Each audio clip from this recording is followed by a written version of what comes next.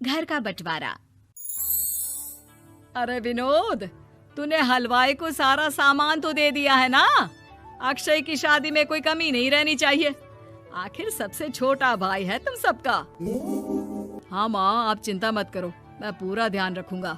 मंगल बेटा, तूने तो कहा था कि फूल का ऑर्डर दे दिया है, यहाँ तो फूल पहुँचे ही नहीं। अब क्या बहू की विदाई के बाद फूल आएंगे? माँ, मैंने अभी बात की है फूल वाले से, वो रास्ते में ही है। आप किशोर भैया से क्यों नहीं कहती कुछ करने को? किशोर पहले ही मेरे बताए काम कर रहा है।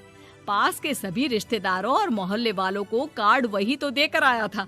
रिसेप्शन के लिए हॉल भी उसी ने बुक किया था। टेंट कुर्सी वालों को भी तो वही देख रहा है। पर कई मोहल्ले वाले तो हमारे भरे पूरे परिवार से जलते भी हैं। उन्हें बुलाने की क्या जरूरत थी?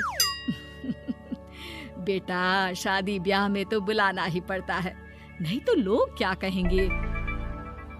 दादी दादी देखो ना, हलवाई अंकल हमें लड्डू नहीं दे रहे, आप इनको डांटो ना। अरे चैन सुख दे देना बच्चों को लड्डू, क्यों तंग कर रहा है इन्हें? बीबी जी, मैं कहाँ मना कर रहा हूँ, लेकिन लड्डू बनते ही ये बच्चे उठा उठा कर खा लेते हैं। अरे मैं तो इन्हें थाल में रख के परोस भी नहीं पा रहा।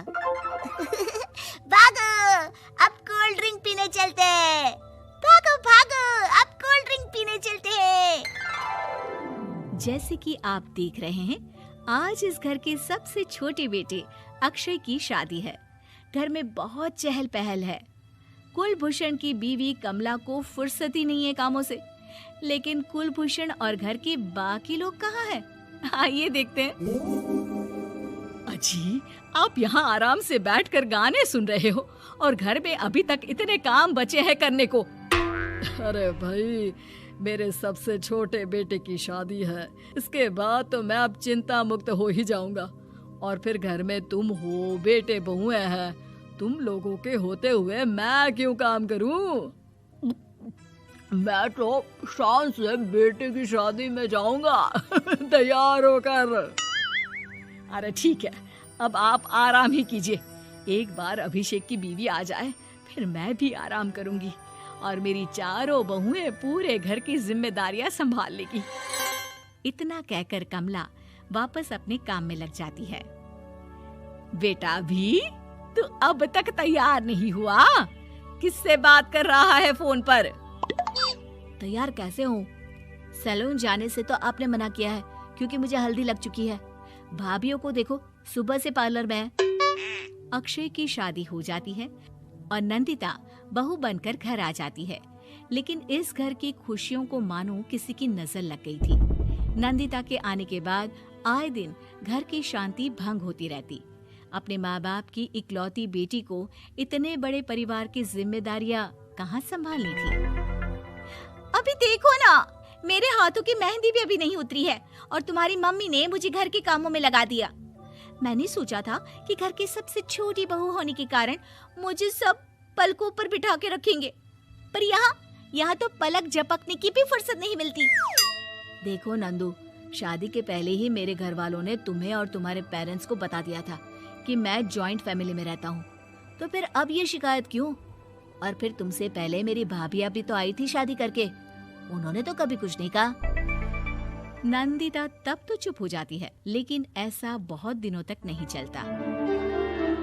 अरे नंदिता, माँ बाबूजी की दवाई का टाइम हो गया है, उन्हें दवाई दे आओ और उसके बाद सबके लिए नाश्ता बना देना। पर भाभी, मैं तो अभी अपना फेवरेट सीरियल देख रही हूँ।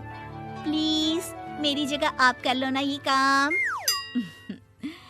ठीक है, मैं तेरी जगह माँ बाबूजी को दवाई दे आती हूँ और नाश्ता बना लेती हूँ।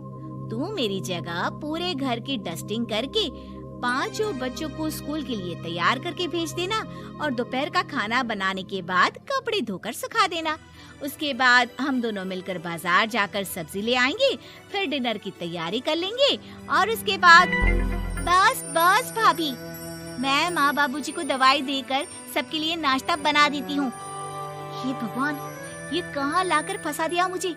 मेरे घर में तो गिनती की 8 रोटियां और 2 सब्जी बनती थी और नाश्ता निपट जाता था, यहाँ तो रोटियों का ढेर और सब्जियाँ बड़े बड़े पतीलों में बनानी पड़ती है। नाश्ता बनते बनते लंच का टाइम हो जाता है और लंच बनते बनते डिनर का। अभी मुझ में तुम्हारे पूरे परिवार का नखरा उठाने की और ताकत नहीं बची। मैं ऐसे नहीं रह सकती। अरे तो क्या चाहती हो तुम? मुझे अलग रहना है बस। तो ठीक है, हम कल ही शिफ्ट हो जाएंगे किराए के घर में। इतना बड़ा घर होते हुए हम किराए पे क्यों रहेंगे? ना जी ना, घर में ही दीवार खड़ी करो अपने हिस्से के आगे। घर के साथ साथ घर की खुशियों में भी दीवार खींच जाती है। ऐसे ही कई महीने बीत जाते हैं और नंदिता माँ बन जाती है। बच्चे के आने से अभिषेक के कंधों पर खर्चों का बोझ आ पड़ता है। अभिषेक का बोझ कम करने के लिए नंदिता भी पार्ट टाइम जॉब कर लेती है, लेकिन इससे उसके सर पर नौकरी, घर और बच्चे की जिम्मेदारी बढ़ जाती है। नंदिता, ये क्या है? तुमने घर भी ठीक से साफ नहीं किया, ना ही मेरे कपड़े धुले हैं। चिंटू के बाल भी कटवाने जाना था, देखो उसके बाल कितने बढ़ गए हैं। अरे करती क्या हो पूरा दिन तुम? मैं करती क्या हूँ? तुम्हारा नाश्ता और लंच बनाने के बाद चिंटू को डे केयर सेंटर पर छोड़कर आती हूँ, फिर खुद ऑफिस जाती हूँ। पूरा दिन काम करके आने के बाद बिना आराम किए बाजार से सब्जियाँ लेकर आती हूँ, घर आकर खाना बनाती हूँ, चिंटू को देखती हूँ, और क्या करूँ मैं? तो किसने कहा था अपने सर पर इतने काम लेने को? मत जाओ ऑफिस। ऑफिस जाए बिना घर के खर्चे कहाँ से पूरे होंगे? चिंटू की डे केयर का खर्च, उसके लिए बेबी फूड का खर्च, प्रेस वाले का खर्च, ये सब तुम्हारी सैलरी से होता नहीं है। अगर परिवार से अलग नहीं होती तो इतनी मुसीबतें नहीं उठानी पड़ती तुम्हें परिवार के साथ मिलकर काम करने में दिक्कत थी, लेकिन काम तो अब भी बहुत है तुम्हारे सर पर। चिंटू को भी डे केयर भेजने की जरूरत नहीं पड़ती। उसको गोद में खिलाने के लिए दादा दादी और घर के सभी बड़े होते। उसके साथ खेलने के लिए उसके भाई बहन भी होते। मेरे तीनों बड़े भाइयों के बच्चे भी बड़े हुए हैं, लेकिन बिना महंगा बेबी फूड खाए, क्योंकि मेरी माँ और भाभियाँ बहुत अच्छे से जानती है कि बच्चे को क्या खिलाना चाहिए। बिजली के बिल जैसे खर्चे भी सब मिलकर बांट लेते थे, लेकिन तुम्हें तो सबसे अलग रहने में ही मजा आता है, तो अब शिकायत क्यों करती हो? बस करो अभिषेक, बस करो। मैं मानती हूँ कि मैं गलत थी। मेरे एक गलत फैसले ने हमें बिल्कुल अकेला कर दिया है सबसे। एक घर में होते हुए भी हम बाकी परिवार से अजनबियों की तरह रह रहे हैं। अभिषेक और नंदिता की सारी बातें घर के बाकी लोगों को सुनाई दे रही थी। तभी कमला बोल पड़ती है। अरे नंदिता बहू, किसने कहा कि तुम अकेले हो? तुम्हारा इतना भरा पूरा परिवार है ना तुम्हारे साथ। हम तो बस ये चाहते थे कि तुम अपनी गलती समझ जाओ। अगर हम तुम्हें समझाते तो शायद तुम ना समझती, लेकिन अपनी गलती का एहसास तुम्हें खुद हो गया है, तो अब तुम समझ चुकी हो परिवार में एक साथ रहने का मोल क्या होता है। मम्मी जी, मुझे माफ कर दीजिए, अब ऐसा दोबारा कभी नहीं होगा। अरे माफी बाद में, पहले मेरा पोता जरा मेरी गोद में तो दे, और तू जाकर सबके लिए चाय बना ला।